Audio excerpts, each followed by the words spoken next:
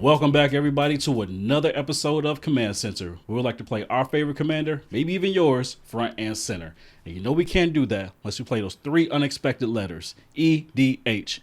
What does it stand for today, Hadoken? Well, people keep asking me that, like y'all don't know what it is. It's the same thing every time we do this. I know what it is. I know what it is, too.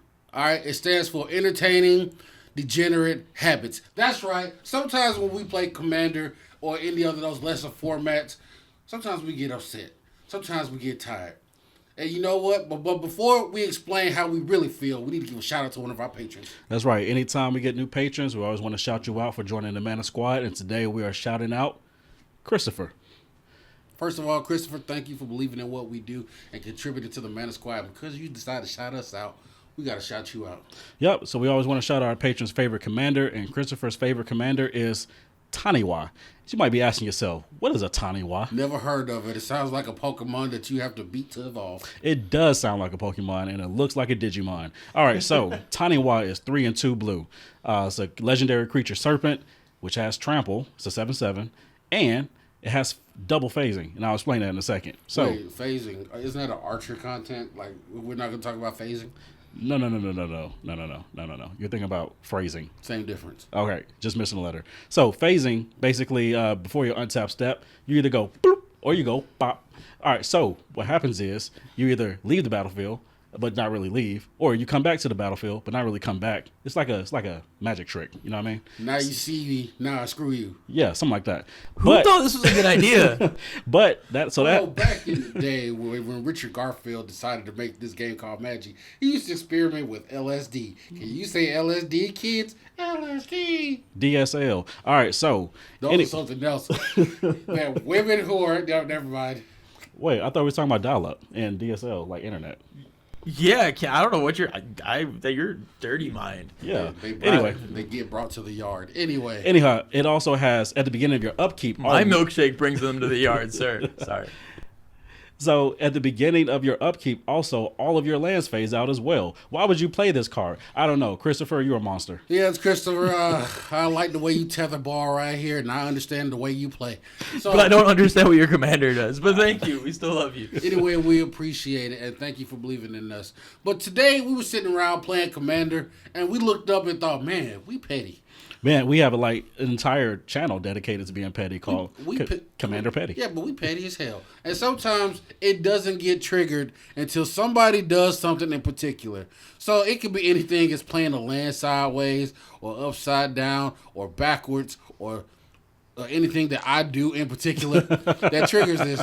But we were thinking, like, what are some of the things out there that you do some of the petty things you do to get back at people? So we're going to go down the line here and talk about the pettiness that we do to invoke rage and vengeance upon the table. But before we do that, we'd like to give a shout out to one of our sponsors, Into the AM. Into the AM for some of the freshest fashions out there and fashion forward from here to outer space, even the extraterrestrials on places we didn't discover yet. Remember, in space, they can't hear you scream, but they can see your drip.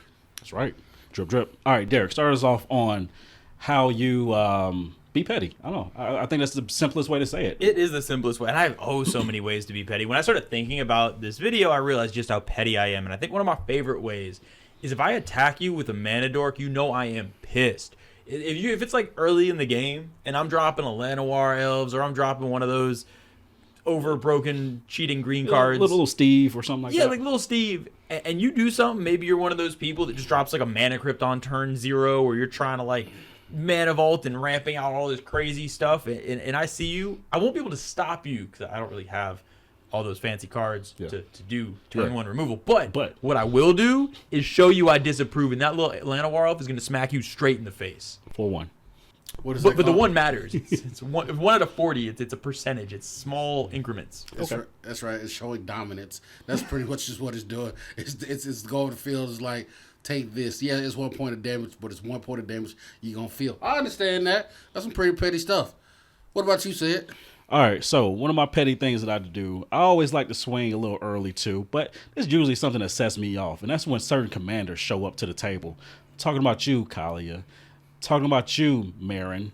Talking about you, Ken. Anyway, I'm just like, certain people just play certain commanders. It just kind of just tick me off a little bit. Just like, you can't convince me that this deck isn't that deck. That Kalia deck, that Marin deck. Like, I've been around the block. I've seen all the Marin decks. I know the what the Kalia decks. streets are talking about. Yeah, like you have to prove to me through like almost literal death with my hands around your throat that this isn't that Kalia deck. Never believe anyone. Dana Roach said something about this on Twitter the other day, basically saying like whenever somebody says it's not that deck, never believe a word they say, and that is a damn fact. It is never. It's always like, no, it's not, and then it is. And they're like, oops, that's the only card. Don't believe anything anyone says. Yeah, so my first 4 or 5 strikes might be against you.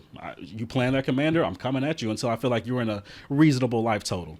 How about you, Cam? See, first of all, that's not close to the level of petty that I am. See, I need y'all to come down to the dirt with me. Okay, under, where we're high-fiving the devil. That's how low we about to get.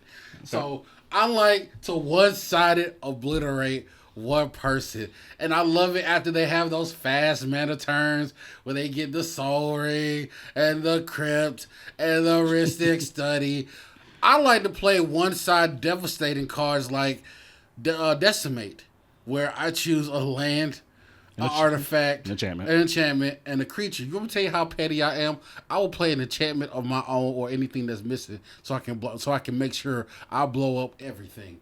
That's how petty I am. I once played a soothsaying because there wasn't an enchantment on the board, just so I could decimate somebody. Y'all don't understand the level of petty right here, okay? I play cards that I need to blow up, to destroy you, and leave you butt naked in the wind. I remember I decimated somebody so hard, they looked at me like, you know what crushed dreams mixed with peaches taste like? It's delicious. That's what it is. It tastes like crushed peach. It's a little bit of salt in the rim. I'm telling you. That's how petty I get, baby. I will blow up my own just to mess you up. Ken, you are a heathen of culture. I know. It's refined. It's like pooping in cold air. What about you? All right, go, Derek. Go. I'm gonna have to give that a try sometime. I'm like, crank the air down next time I eat some Taco Bell. Like it's super cold in your house and you fart under your blanket and you Dutch oven yourself. Yeah, everybody can handle their own scent, but looks like someone has plans tonight. Let me stop thinking about the wonderful feeling that gives me inside and move on to my second favorite petty thing to do, and it is when someone pops off. So especially if someone's playing at a power level that not everybody's ready for. Happens a lot where I remember I was sitting at a table a couple weeks ago and somebody popped off with playing Brea. It was like, oh, it's a whatever. And then on like turn 2 dropped an Urza and somebody playing Shrines. And it was just like, what are you doing, sir? So when someone does something like that, I like to wait until the table kind of arch enemies them back under control. And then after they've been dealt with, then start blowing up their stuff. Because they feel like they're the big threat. They're doing all this. They're trying to do too much. They're trying to pub stomp. So everybody kind of gets them in check. Then I wait till after, and then it's like, oh, by the way, I'm just going to counter this meaningless spell you played just to let you know we're not having that around here. Maybe we got you all the way under check. We've removed your commander. Everything's going. And you're just trying to get back in the game. You know what? I'm going to wash away your commander and make sure it doesn't come back out because I'm just feeling petty. I'm like, you just tried to bring Urza into my happy space, and Urza's not allowed there. He's not. And I will not let it happen even later on. It just makes me feel good. And as I say this, I sound like an asshole, but it makes me feel good. So, Ken, every time I do this to you, my bad. That's okay. My bad, not really. I've done worse. What about you, Sid? All right, so we had this little series called 48 Laws of Magic Power. We'll get back to it one day. It's a lot of them. We'll just follow us. Bear with us. But when I feel like somebody is just like getting a little beside themselves, I conspire with a partner at the table, and I'm just like, man, what is this guy doing over here? I feel like we need to stop this guy. I feel like Morgan Freeman at the end of Wanted, and I'm like, shoot this MF right here in the head. Like, I form a team. A silent team. And we will attack you. We will strike you with everything we have. And I will make sure that the other person uses the most of their resources. So I sit back on mine because I got to look out for me and mine. The thing is, it works when Sed does this. So typically, I can't use politics to get petty because nobody really listens to me. Everybody knows to kill me at some point early in the game. But Sed has such like a soothing presence. I'll be like readily trying to kill someone. And Sed just, whispers over some things like maybe this person should die. I'm like, yeah, you know what? F that, dude. And it just like it works. I've been a victim of falling into the petty wave It before. works a little too well. It's like the pastor passing out a collection plate. You know you ain't got enough money, but you still reaching for the dollar in your pocket. Like, man, I guess I'm not having Taco Bell tonight because I gotta give to the building fund. Yeah, that's a little petty said, but I think I can one up you with mine. Go for it. So check this out. First of all, let me preface my second level petty with this. Ezekiel 25, verse 17. Let me tell you right this. Righteous anger and furious thunder. Let me tell you what I do when I get petty. I like when y'all build board states. Sometimes I don't build mine on purpose. I notice it. It's sad as one of the few people who notice it. Y'all sit there, y'all get all your nice shiny toys out there. You get your Cadillac with the catalytic converter. You get your wind-up toy. You get your Reptar Raptors. You get, ooh, I got the new shiny bits and pieces. And I always play a flash enabler. Maybe in Burgess Zone. Maybe Leyline. Anything that gives me flash. Because I got something for that arse. I'm coming for it. So, I'm talking like Michael Myers for all the sequels. I'm coming for you slow and hard. So, let me explain how you go. So, everybody's having nice board states. You got your little combos going. Mm-hmm. You got your little goblins out there. You got your Phyrexia crap out there, your Infect. And I do my Flooded Tears. I do my Cyclonic Rift. I do my bounce everything back to your hand. Because that's what I like to do. I like to watch the world burn. I sit there and I put nothing on the plate because I like to watch you put a lot of stuff on your plate so I can knock it off the floor. That's how we get down. And you wonder why I'm like jumpy at all times. For good reason. My house is the pettiest on the street. My house. I can't one up. I have one last petty thing I do. That is my favorite petty thing. It doesn't compare to the... You got a song, too. That's not fair. I didn't write a song.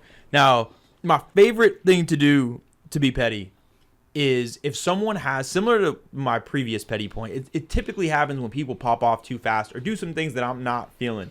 With all the... If you're playing fast mana or you get like a turn 2 Rhystic Study or you're getting out an Urza or a Corvold or a Chulane or one of these cards out early, my favorite thing to do is the only thing to do, and that is remove your resources. And personally, my favorite petty move is to strip mine one of your dual lands. Oh. So if you're in a deck with multiple colors and you're doing too much, you know what? Cast it. I'm not going to counter it. I'm not going to do that. But especially in Titania, I have about every destroy target land effect in existence. I am coming for every land that produces a color you need. You're going to end up, if you're in a 3-color deck, you're going to end up playing mono white by the end of my turn. I promise you that. And there is no punishment worse than playing mono white, and the petty will make it happen. I've done this to especially we have a guy in our play group named Danny who likes to play spiky things. I've basically Armageddoned him using exclusively strip mines multiple times in the last few months, and it's the petty speaking. I can't help it. I've seen it. What about you, Seb? What's your third level of petty? All right, so my third level of petty, I want y'all to strap in and sit down and be ready for this because I don't think that y'all are really prepared. My go-to... Wait, hold on. Based on what Destiny Child told us one time, I don't think you're ready for this petty. Go ahead, Seb, tell us. All right, I'm going to just be blunt and just put it out here. I cheat. All right, so what you Thank you. I've been saying this. I've literally put at the end of every stream we've ever done said cheated. I have been saying this. I'm not a crazy person. I've known the whole time. So you may or may not know this, but I'm actually a card magician, and I can manipulate where cards go. Dark Magician. Yugi was cheating the whole time. If you know where the Dark Magician is, that's called cheating. That's a marked card. It's a marked card. Yeah, no, I'm just playing. I'm really just joking with you. Yo, I legit believed you. We're about to pause this recording. Maybe. All right, so my last go-to petty move is a lot of people... I don't know if it's part of their strategies or it's just something they do and they don't really realize it, but a lot of people lean heavy on their graveyards a lot. You know, they're like, a graveyard is a resource. Exile zone is a resource. Command zones, whatever. Lands are resources, whatever. I'm making sure graveyards disappear at least 3 times in a game. Oh, yeah. Mostly because I have a fear of marrying, but it stems from other things, but it's also just a good tactic, good strategy in general that more players need to do. Start getting rid of people's graveyards, y'all. Like, I don't even have to see you like interact with your graveyard. If I see like 8, 10 cards in there, bye. Bye. The worst part about this is I can't even be petty back because all my decks use my graveyard. You and Kyle, him and Kyle combined play at least 10 pieces of graveyard exiling a piece. I cannot, like, if you two are in a pod with me, I don't think I can get past turn like 4 without my graveyard being gone. Yeah, literally no matter the color deck I'm playing, there's at least 3 or 4 ways to get rid of graveyards. Joey hates playing with me. What you got, Ken? Okay.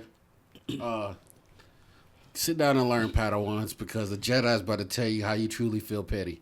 Because when I get petty, I come for everything. I'm coming for your grandma's stuff. I'm talking about the Bengay, mothballs, the lint. I'm coming for the caramel in her pocket. That's right. We get real dirty in my corner, in my neck of the woods. Let me tell you what we do. I love people that tutor. Mm-hmm. I love it when you tutor. I normally have special cards in my deck for people that tutor, but specifically one that I like to do is like not Field of the Dead, but I like to play stuff that forces people to go get lands, because when they search and put stuff on the top of their library and they think they gonna draw it, no, you ain't.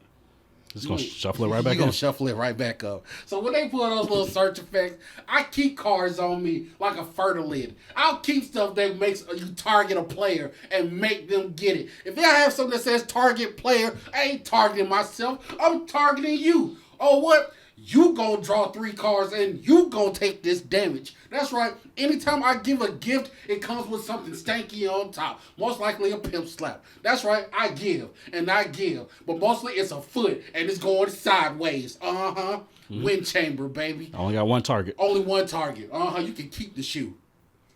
So when I give, that's what my favorite petty thing is. If I'm giving you something, you better beware.